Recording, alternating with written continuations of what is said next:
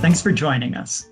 We're going to take a more in-depth look at some of what we talked about in our daily e-letters. So I'm joined here by Amber Hessla, and we're just going to go through our first video and cover a couple of the topics we reviewed this week, but we'd really like your feedback.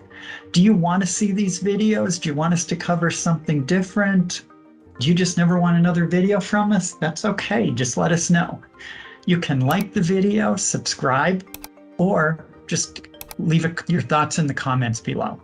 Now, let's turn to an interesting topic, Amber. You noted that put options tend to be overvalued, even in a bear market.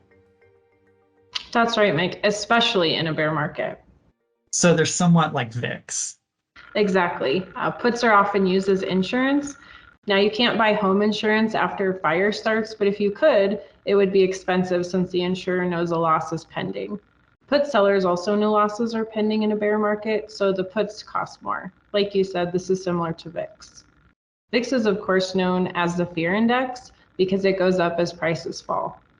So what a lot of people may not know is that VIX is based on the prices of options, specifically options on futures contracts tied to the value of the S&P 500. So the value reflects the fact that put prices are rising as demand for them increases. So that's simple economics 101. When demand rises, so does the price.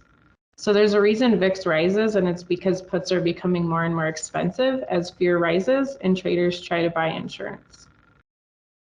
Okay, that makes sense. But if I avoid puts, what should I do? Well, something's always going up. The S&P 500 dropped more than 4% on Tuesday, and 945 stocks went up. There are options available on 444 of those stocks, so you could have made money with calls even on a down day. Many were small caps, but 5 stocks in the S&P 500 index went up, 4 chemical companies, and Twitter, which is in a takeover battle with Elon Musk. Okay, so the bottom line, I should look at call options even in a bear market. Yes, I think that pays off in the long run. Now, you did some research and found that stocks go up about half the time in bear markets? Yeah, and in bull markets as well. So no matter what the environment is, stock prices close higher about half the time and lower half the time. Now I'm going to share my screen to show you that. Okay, well, this is the S&P 500 before you pick your stock. And I'm just going back to last year.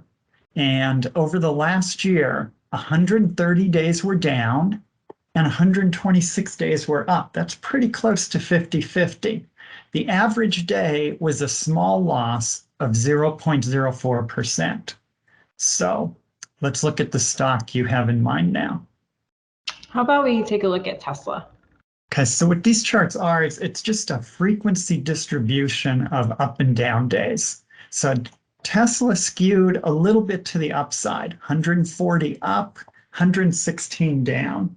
So I'm going to grab my high-tech calculator here, and that's 45%. So 45% down, 55% up. We're always within that range. We're always within 55 to 50% up or down. Let's look back a little bit more. Let's look back at the last 10 years of data. And as I do, you're going to see the shift a little bit. We're now at 1195 down, 1318 up. 52% of the time, Tesla closed higher for the day. Now I want to break this out a little bit more. And this is now the bins before it was positive or negative. Now we're looking at bins in increments of 2.5%, and we have a slight bullish upward bias over the past 10 years here. If we look at other time frames, if we look at just the last year with this more detailed look, we see something similar. We just have that upward bias, but the curve remains the same. And I've overlaid a normal curve, normal distribution curve on it. Pretty close fit, don't you think? Mm-hmm. So should we look at another stock? Sure. How about the Dow? How far back can you go with that? I should have to 1900 here. So let's go back with the Dow to 1900. So here we are with that normal distribution curve applied again. We see a pretty close fit. Most of the time, the Dow has risen between 0% and 0.25%, and that has happened 16% of the time. So about a third of the time, just doesn't matter what you do. You can not even show up for work and you're not going to miss anything. Here's just that binary look. So 54% of the time since 1900, the Dow has ended the day up. And that includes a number of bear markets, number of bull markets. So basically, any given day, 50-50 proposition. So what you found, some stocks are always going to be going up. And that's true even in the very worst days. And other times, just a 50-50 distribution of returns. So that's really all there is to those charts.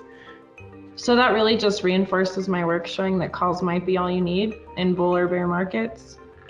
And that's really all we have for today. So let's wrap up here and we look forward to seeing your comments. Thanks for watching. Thank you.